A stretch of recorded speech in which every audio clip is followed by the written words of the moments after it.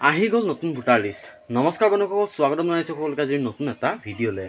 আৰু নতুন 2024 চনৰ ভোটাৰ লিষ্ট আহি গৈছে। আৰু আপোনালোকে যদি ডাউনলোড কৰিব নাজানে, মই আজি আপোনালোকক দেখাম যে আপোনালোকে ভোটাৰ লিষ্টখন আপোনালোকৰ নিজৰ মোবাইলত আপোনালোকে কেনেদৰে ডাউনলোড কৰিব, কোনটো ৱেবছাইটত যাব লাগিব, কি কৰিব লাগিব, সকলোখিনি ষ্টেপ বাই ষ্টেপ আপোনালোকক জনাম। ভিডিঅ'টো শেষলৈ চাব আৰু যদি ভাল পায় এটা লাইক কৰিব, লগৰবোৰৰ মাজত ভিডিঅ'টো শ্বেয়াৰ কৰক যাতে সকলোৱে নিজৰ মোবাইলতে ভোটাৰ লিষ্টখন ডাউনলোড কৰিব পাৰে। তেনেহ'লে বলক আজি ভিডিঅ'টো আমি আৰম্ভ কৰোঁ। ভোটাৰ লিষ্ট ডাউনলোড কৰিবৰ কাৰণে আপোনালোকে কম ব্ৰাউজাৰ অ'পেন কৰি ল'ব মোবাইলত, আৰু ইয়াতে আপোনালোকে ডেস্কটপ ছাইট অন কৰি ল'ব। আৰু ডেস্কটপ ছাইট অন কৰাৰ পিছত ইয়াতে আপোনালোকে গুগলত চাৰ্চ কৰিব আছাম ভোটাৰ লিষ্ট 2024। ঠিক আছে, মই ইয়াতে টাইপ কৰিছোঁ, আপোনালোকে চাই যাওক। আছাম ভোটাৰ লিষ্ট 2024 ইয়াতে চাৰ্চ কৰিব।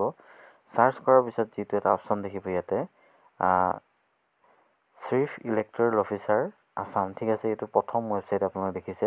ইয়াতে ৱেবছাইটটো হৈছে CEO-assam.nic.in, আৰু আপোনালোকে ডাইৰেক্ট ৱেবছাইটটোতো যাব পাৰে ডাইৰেক্ট লিংকটো মাৰি, আৰু নহ'লে আপোনালোকে ইয়াতে চাৰ্চ অপশ্যন কৰি চাৰ্চ কৰিও আপোনালোকে ফাৰ্ষ্ট যিটো অপশ্যন দেখিছে চিফ ইলেক্টৰেল অফিচাৰ আছাম, এই অপশ্যনটোত আপোনালোকে কি কৰিব, ক্লিক কৰিব। ঠিক আছে, যেতিয়া আপুনি ক্লিক কৰিব তেতিয়া আপোনালোকক ইয়াতে আপোনালোকে দেখা পাব office of the chief electoral officer Assam. ঠিক আছে, ইয়াতে আপোনালোকে চাব পাৰে, ইয়াতে বহুতকেইটা অপশ্যন আহি যায়। আৰু আপোনালোকে যদি পৰ্ট্ৰেইট মোডত লয় তেনেহ'লে আপোনালোকে ধুনীয়াকৈ দেখা পাব। যদি লেণ্ডস্কেপত লয় এনেধৰণে অলপ অসুবিধা সন্মুখীন হোৱা দেখা যায়। আৰু আপোনালোকে চাব ইয়াতে PDF ইলেক্টৰেল ৰোল দেখিছে, আপোনালোকে এই অপশ্যনটোত কি কৰিব, ক্লিক কৰিব।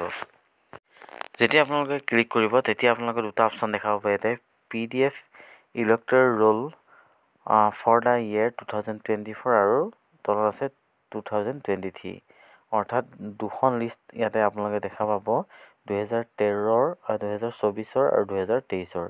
আপোনালোক যোনখন লিষ্ট আপোনালোক ভোটাৰ লিষ্ট লাগে আপোনালোকে সেইখনত ক্লিক কৰিলে হ'ল।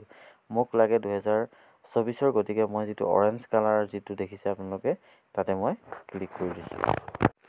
আৰু যেতিয়া আপুনি সেই অপশ্যনটোত ক্লিক কৰিব তেতিয়া আপোনালোকৰ এনেধৰণৰ লোডিং হ'ব আৰু নতুন এটা ৱেবছাইটলৈ লৈ যাব। আৰু ইয়াতে আপোনালোকে চাব পাৰে যিটো নতুন পেজ হৈছে, নতুন পেজটো হৈছে এইটো ভোটাৰ ছাৰ্ভিচ পৰ্টেল। আৰু মই আগৰ এটা ভিডিঅ'ত আপোনালোকক দেখাইছিলোঁ যে ভোটাৰ ID আপোনালোকে কেনেদৰে ডাউনলোড কৰিব পাৰে। মই সেই ভিডিঅ'টো জনাইছিলোঁ যে ভোটাৰ ছাৰ্ভিচ পৰ্টেলত আপোনালোকে কেনেধৰণে ছাইন আপ কৰিব বা কেনেধৰণে আপোনালোকে লগ ইন কৰিব, সকলোখিনি দেখাইছিলোঁ। যদি চোৱা নাই সেই ভিডিঅ'টো এবাৰ চাই ল'ব। আৰু সেই ভিডিঅ'টোৰ চোৱাৰ মতে আপোনালোকে যদি লগ ইন বা ছাইন আপ কৰি লয় তেনেহ'লে আপোনালোকৰ ডাইৰেক্টলি এই পেজটো ওলাব। আৰু যদি আপোনালোকৰ ছাইন আপ বা ছাইন ইন নকৰে তেনেহ'লে আপোনালোকে ছাইন আপ অপশ্যন ল'ব, আপোনালোকে ছাইন আপ কৰি ছাইন ইন কৰি ল'ব। তাৰপাছত আপোনালোকে কি কৰিব, ইয়াতে আপোনালোকে ষ্টেট দেখিছে, আপোনালোকে ষ্টেটটো ক্লিক কৰিব আছাম। তাৰপাছত ষ্টেট ক্লিক কৰা হৈ থাকিব। তাৰপাছত আপোনালোকে ডিষ্ট্ৰিক্টটো চিলেক্ট কৰিব। ডিষ্ট্ৰিক্টটো মই চিলেক্ট কৰি ল'লোঁ, মোৰ ডিষ্ট্ৰিক্ট হৈছে মৰিগাঁও। আৰু তাৰপাছত হ'ব এছেম্বলি, আৰু এছেম্বলি মোৰ হৈছে মৰিগাঁও। আপোনালোকৰ এছেম্বলি যি হয় আপোনালোকে ক্লিক কৰিব। তাৰপিছত আপোনালোকে চাব পাৰে চিলেক্ট লেংগুৱেজ, অৰ্থাৎ আপোনালোকক কোনটো লেংগুৱেজত আপোনালোকক সেই ভোটাৰ লিষ্টখন লাগে। মোক আছামিজত লাগে, গতিকে মই আছামিজত ক্লিক কৰিম। আৰু ইয়াতে দুটা অপশ্যন নাই, এটাই আছে। তাৰপাছত আপোনালোকে যিটো কেপচা আছে কেপচাটো ইয়াতে ফিল আপ কৰি দিব। মই কেপচাটো ফিল আপ কৰি দিছোঁ, তাৰপাছত আপোনালোকক দেখাই আছোঁ। যেতিয়া আপোনালোকে কেপচাটো ফিল আপ কৰিব তাৰপিছত আপোনালোকে এটা চাৰ্চ যিটো অপশ্যন দেখিছে, ইয়াতে আপোনালোকৰ যিখন পলিং ষ্টেচনৰ স্কুল, অৰ্থাৎ যিখন স্কুলত আপোনালোকে ভোট দিয়ে সেই স্কুলখনৰ ইয়াতে চাৰ্চ কৰি ল'ব। চাৰ্চ কৰাৰ পিছত আপোনালোকৰ এনেধৰণে আপোনালোকৰ ৰিজাল্টটো ওলাই যাব যে আপোনালোকে কোনটো ঠাইত ভোট দিয়ে। অৰ্থাৎ যদি আপোনালোকে ৰাইটত ভোট দিয়ে ৰাইটত ক্লিক কৰিব, যদি আপোনালোকে মিডুলত দিয়ে মিডুল ক্লিক কৰিব, আৰু যদি লেফ্টত দিয়ে তেনেহ'লে আপোনালোকে লেফ্ট ক্লিক কৰিব। অৰ্থাৎ মই যোনটো ছাইডত মই ভোট দিওঁ সেই ছাইডটোত মই কি কৰিম, এই যিটো ডাউনলোড অপশ্যন আছে আপোনালোকে দেখা পাইছে, সেই ডাউনলোড অপশ্যনটোত আপোনালোকে ডাইৰেক্ট ক্লিক কৰি দিলে হ'ল। আৰু আপোনালোকে RML এনেকৈ থাকিব, Rটো হৈছে ৰাইট, Mটো হৈছে মিডুল, আৰু Lটো হৈছে লেফ্ট। ঠিক আছে, মোৰ হৈছে ৰাইটত, আৰু মই কি কৰিম, ৰাইটত ডাউনলোড অপশ্যনত ক্লিক কৰিম। আৰু ইয়াতে চাওক এৰ'ৰ দেখাইছে। এৰ'ৰ কিয় দেখাইছে, ইয়াতে যিটো ওপৰত এটা অপশ্যন আছে আপোনালোকে চাওক, ইয়াতে যিটো কেপচা আছিলে সেই কেপচাটো সলনি হৈ যায়। গতিকে আপোনালোকে কেপচাটো ভৰাই লৈ তাৰ তলত আপোনালোকে কি কৰিব, চাৰ্চ কৰিব। চাৰ্চ কৰাৰ পিছত আপোনালোকে কি কৰিব, ডাউনলোড অপশ্যনটোত লগতে ক্লিক কৰি দিব। তেতিয়া কি হ'ব, লগতে আপোনালোকৰ সেই ফাইলটো ডাউনলোড হৈ যাব। আৰু মই ডাউনলোড হোৱালে ৱেইট কৰিছোঁ, তাৰপিছত আপোনালোকক দেখাই আছোঁ।